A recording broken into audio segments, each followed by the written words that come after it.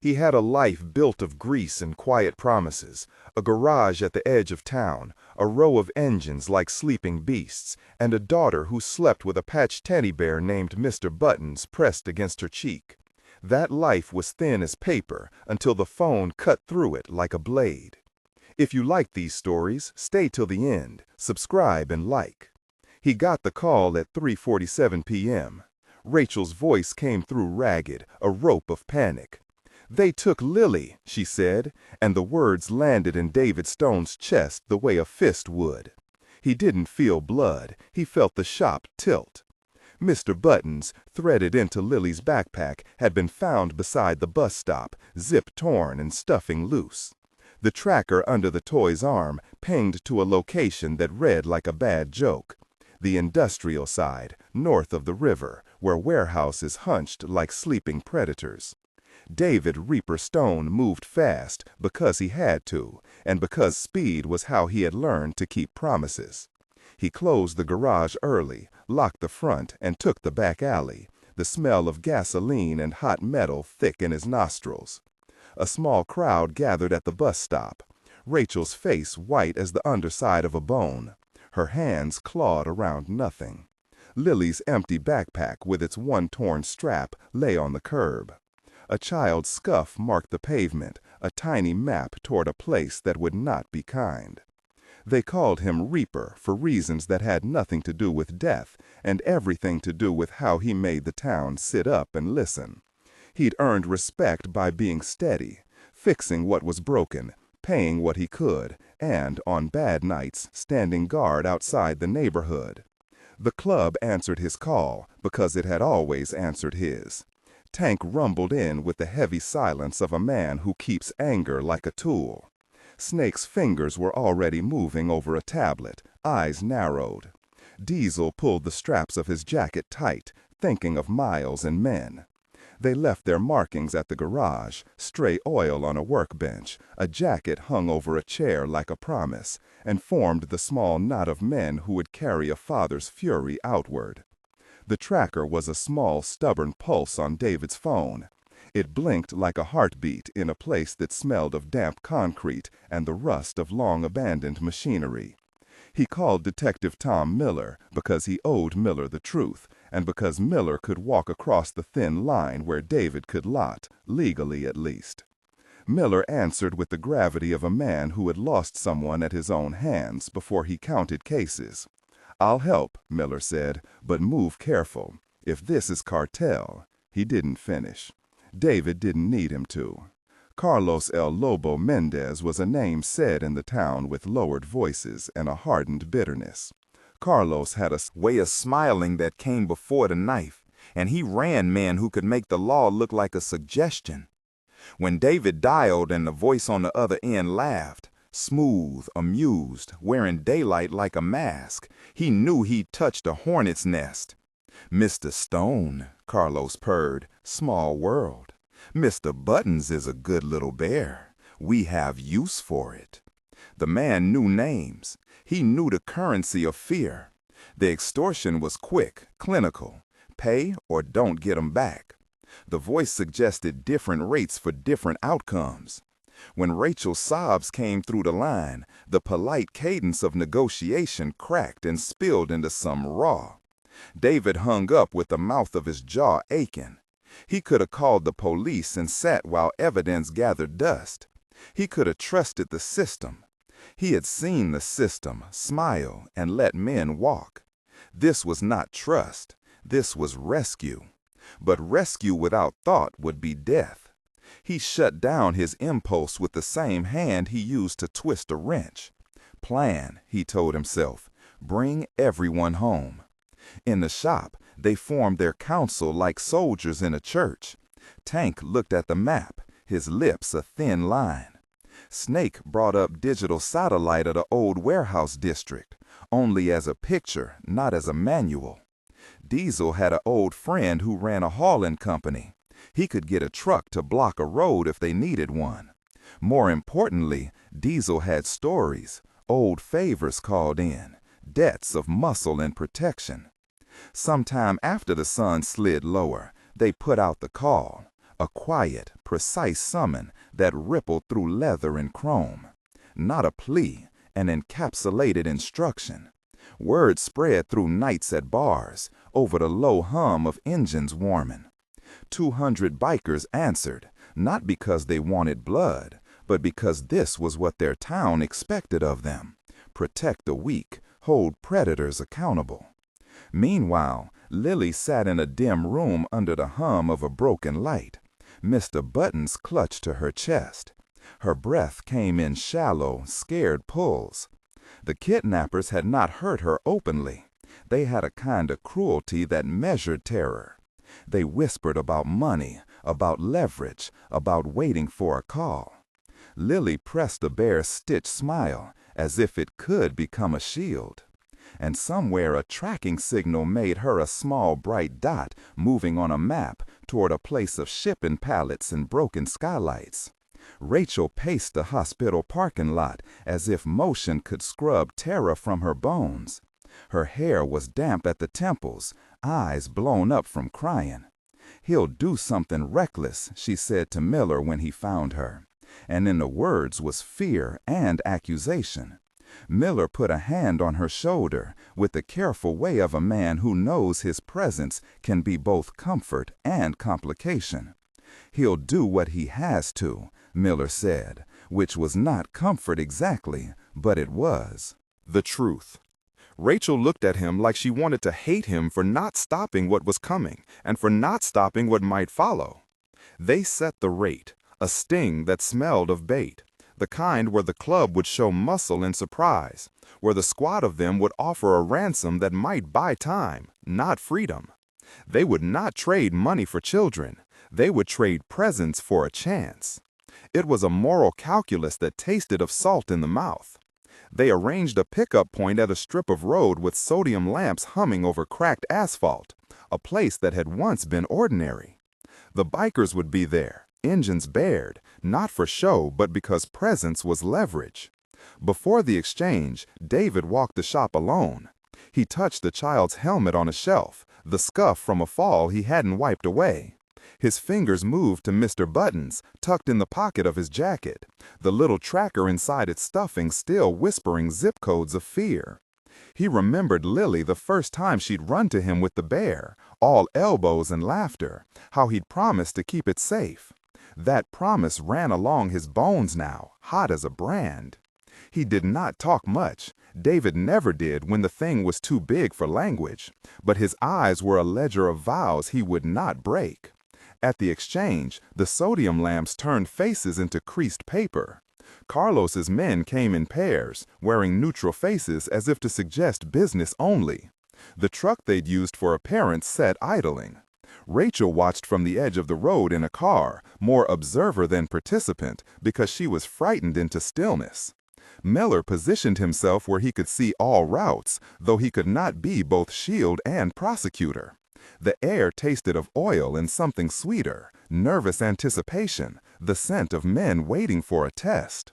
The first call came, and David's voice over the radio was a calm instrument. They handed over a bag with the sound of plastic whispering. There was a shell game of men shifting weight, the practiced choreography of criminals. Then the first wrong step. A muscle moved where a muscle should not. A kidnapper's impatience flared like an exposed fuse. Engines started up. Someone shot off into the night, the pale light catching chrome like teeth. A flurry, too quick, too sharp, broke into scramble. The club reacted with the discipline that years of brotherhood had carved into them. No one went alone. No one left a man behind. They chased shadows to a warehouse district that smelled of concrete and old oil, where the river's breath made the walls feel damp and ancient. The tracker pulsed faster now. Lily's dot found a cluster of other small dots. 14. The name crawled into David's bones. 14 children. Small lights held in a dark place. The town had been stripped of its innocence more than once, but David had not thought in numbers. 14 made it heavy. The warehouse looked like a building that memory had left behind. Brick with graffiti curling across its ribs, boards bolted over windows like teeth. A faded mural of a long-ago branding was half covered by a spray-painted wolf. The place had the hush of places where humans did things they didn't want remembered. David felt the hair rise on his neck. He did not have illusions about what would happen inside, but he had an image of Lily's small hand finding his in the dark, and he carried that like fuel. They did not storm in with guns blazing, because that would have been theater and not rescue. They wrapped the surrounding blocks in men, bikers, old debts called in, allies who owed more than money.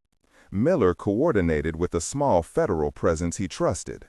The FBI circled like professional birds with clipped wings. There were phone calls. "We have a lead. Stand by. We can move now." The town had done its best to build a wall, not of stones but of people. Inside, Lily had learned a small economy of courage. She clung to Mr. Buttons and to the steadier heartbeats of the other children she met in the corners. A boy with a scraped lip who hummed to himself. A girl who braided a stray ribbon into every morning. Their fear muttered in them like a string of bees. It lingered in the way one child flinched at a door slam. Mr. Buttons, with his stitched smile, became a talisman passed from knee to knee. The tracking signal trailed them like a moth following a light that leaders outside could not see yet. They found the inventory, pallets, boxes stamped with names of companies that had closed. A man asleep in a chair as if the night had been a long day and he could not wake. There were spaces that matched small feet. There were whispers and sobs, and a child's whisper of "data" that stopped David like a physical thing. He felt every breath in his backbone. When they moved, it was swift and decisive. The bikers came in with the force of a storm, roars like thunder and feet that filled the floor.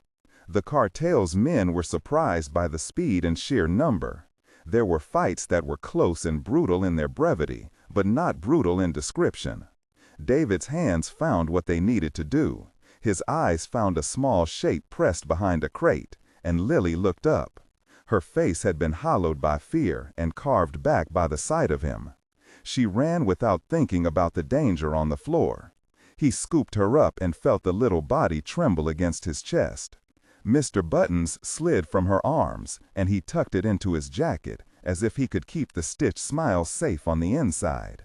They got 14 children out that night.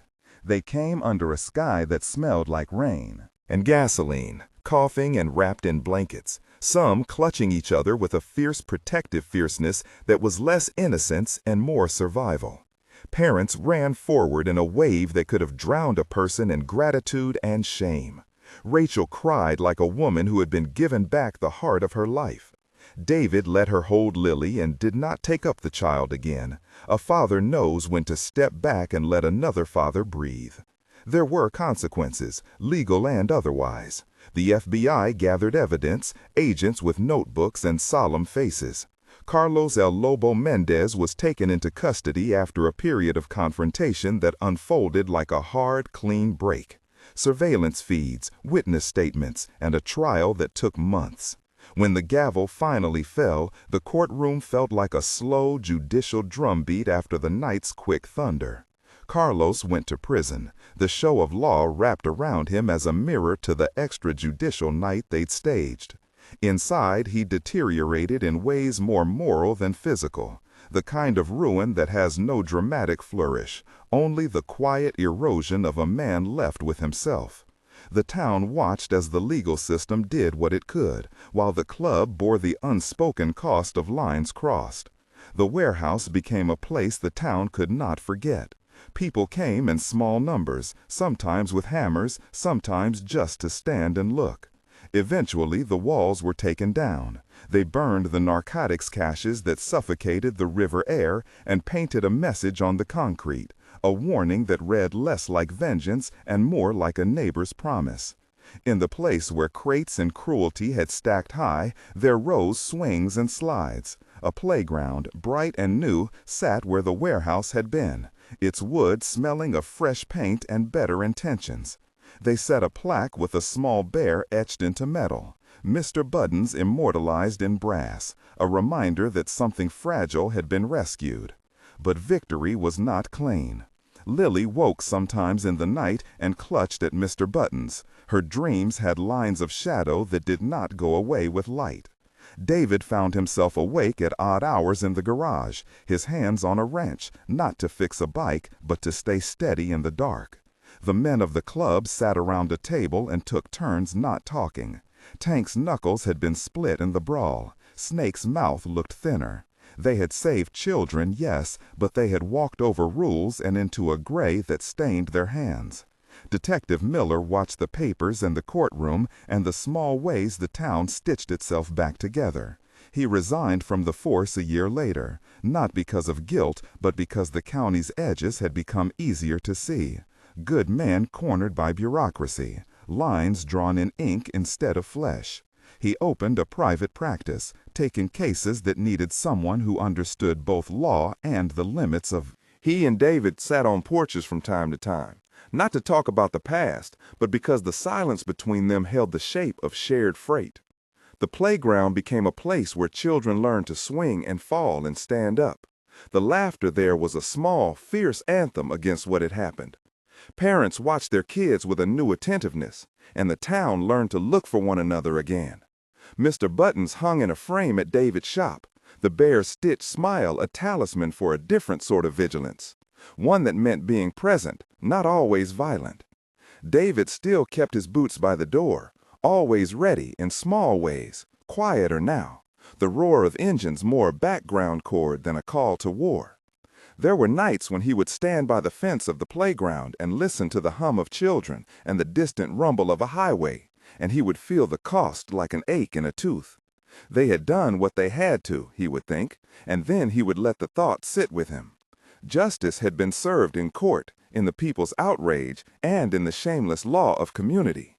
But justice also demanded payment, and the bill was not counted in dollars. The town healed in visible and invisible ways, a patchwork of scar and repair. Rachel taught Lily to rollerblade in the sun, teaching her to trust her legs and the simple physics of balance. Lily's nightmares softened over the years, but did not vanish. Sometimes she would press Mr. Buttons into David's hand, and his grip would tighten like a man remembering vows. Carlos Mendez sat in a cell, small as an insect from a distance, fading in the way men do when the world has stripped their masks and left only a hollow. David kept the club alive, but quieter. They fixed bikes and helped neighbors and kept an eye on the place where the warehouse had once been. They did not seek glory. They wanted, above all, to keep the next child's life from being a ledger entry. The roar of engines remained a warning and a comfort, depending on which side of the throttle you sat. At the edge of that park, there is a worn bench where an old father sometimes sits with a small bear on his lap. People pass and do not always know the story, but when they do, they nod with a mixture of gratitude and unease. The town whispered his name in grateful tones, and sometimes in questions. What lines do you cross to protect someone you love? David had no tidy answer. He had a bruise under his ribs like a permanent reminder. He had Lily home and safe. He had friends who had come close to losing themselves. He had a community that knew both the power and the danger of taking the law into its hands. He tightened Mr. Buttons in his fingers and watched a child run the length of the playground, wind making small music in his ears. The world had shifted, and they had paid for the shift with their sleep, with their calm, with quiet things that mattered far more than headlines. He would do it again, he supposed, if the call came, but he hoped it would not come often. For now, he let the engines sleep and listened to the sound of children learning to be children again.